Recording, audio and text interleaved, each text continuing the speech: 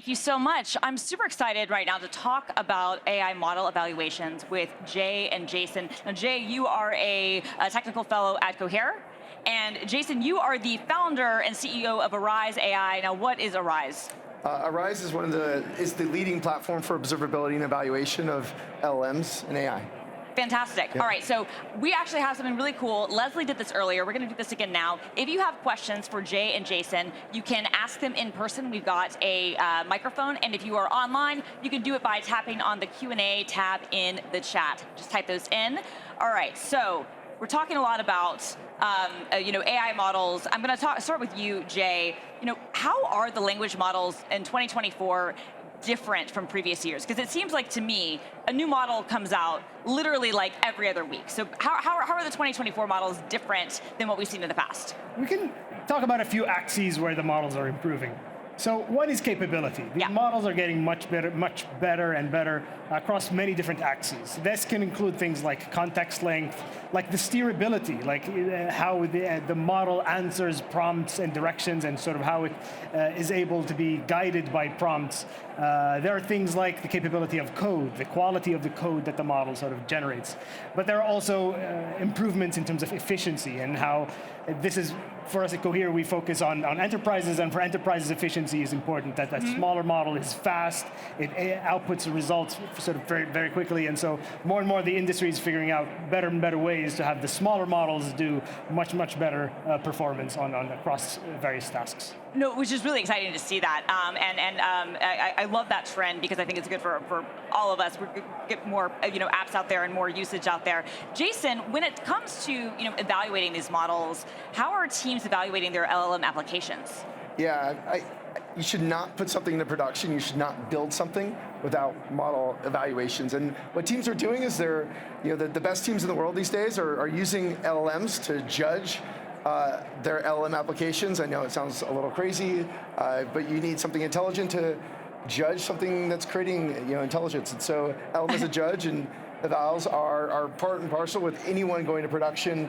And then Arise Phoenix, our open source library, is one of the leaders in the eval space. Very cool. And Jay, you mentioned the 𝗦𝗲𝗄 focuses on enterprise. How are enterprises thinking about RAG, retrieval augmented generation? Yeah, retrieval augmented generation arises as maybe the most commonly sought after use case for deploying large language models. Yeah. When the enterprise, or when companies sort of started to deal with generative AI and generative language models, people started chatting with the models, but then the next thing that they wanted to do is how to make their output a little bit more factual. Right. Or how can I chat with my own data, internal data. And so retrieval augmented generation makes that possible. And so over last year, we saw a lot of people trying to do demos and POCs of initial RAG demos, but there are several ways to make those better and keep improving them. And so we have, let's say, a roadmap of advanced RAG techniques that people can do to improve the capabilities of these models beyond just doing a search step and then a generation step where you insert the context. And so focus on reliability, focus on improvement of the search step and the generation step, as well as things like multi-hop RAG and multi-query RAG, which all come together to make RAG systems that are more and more capable and reliable for the enterprise. Because that's ultimately what they want, right? Because it's great to have these models, but we really want it to be tuned to our data and what we're doing, not just kind of a generalist sort of thing. Jason, when we were talking about this actually earlier before we got on stage together. We think about observability for AI applications and LLMs. Like, how do you tie that into evaluation? And why does that even matter?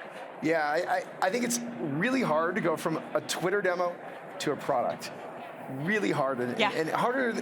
In the AI space, incredibly hard. And so what you need is observability to be able to troubleshoot and debug these apps. You need to be able to have observability to collect the data to even evaluate in the first place. So these frameworks like LangChain and Llama Index are incredibly complex. So debugging a one-line of code app can be 100 distributed system calls underneath. Yeah. So observability is used to collect the data and use it and troubleshoot what you have to bring it from demo to production. Yes, which I think is important, right? Because I think we've all been there. We're like, we built this thing, and like, it's almost there. Yep. And then the debug stuff is the thing that was going to take us forever. The last 20% is the last tough. 20% because of how the systems are built and because of the whatnot. I'm actually hearing that we do have some questions. We're going to start on the digital side. What is our first question? We do actually have a question. This may be a good one for Jay. What are the best practices for evaluating RAG systems?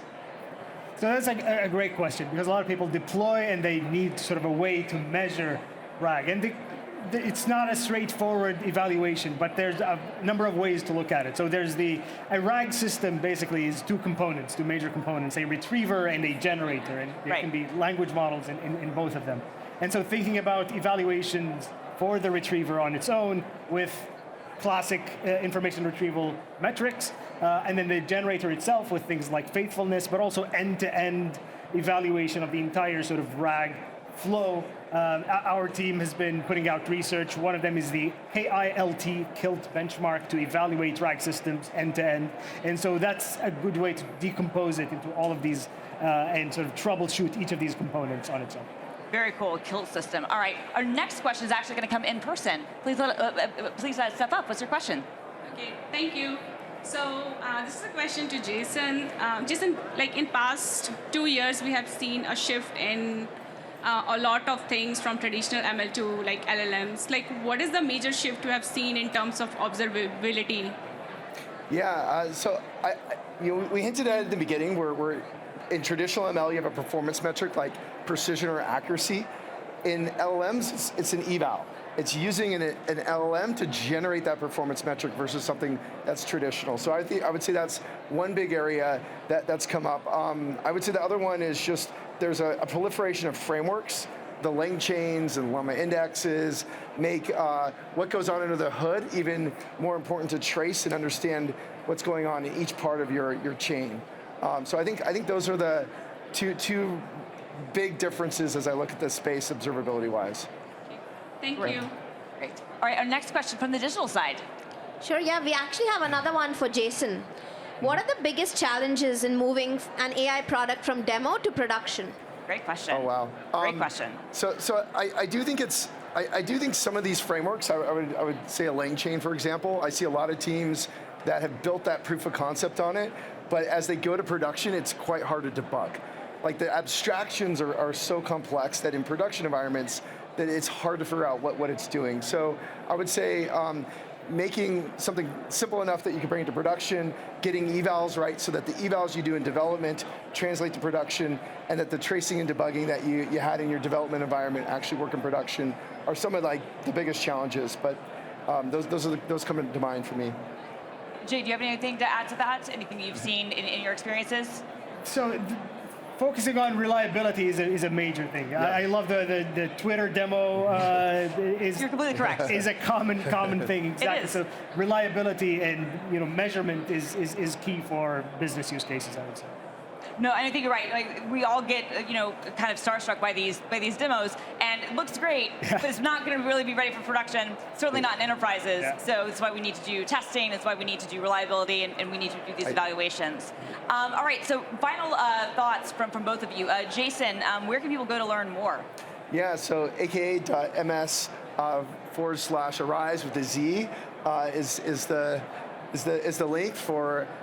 Getting to check out the product. Check out Arise Phoenix, one of the open source tracing evaluation libraries out there that's gaining in massive popularity. Awesome. And Jay, We'd love people to search for Cohere in Azure. They can deploy Command R and our latest sort of models to do advanced retrieval augmented generation privately on Azure. Fantastic. Jay, Jason, thank you so much. Thank you. Thank you.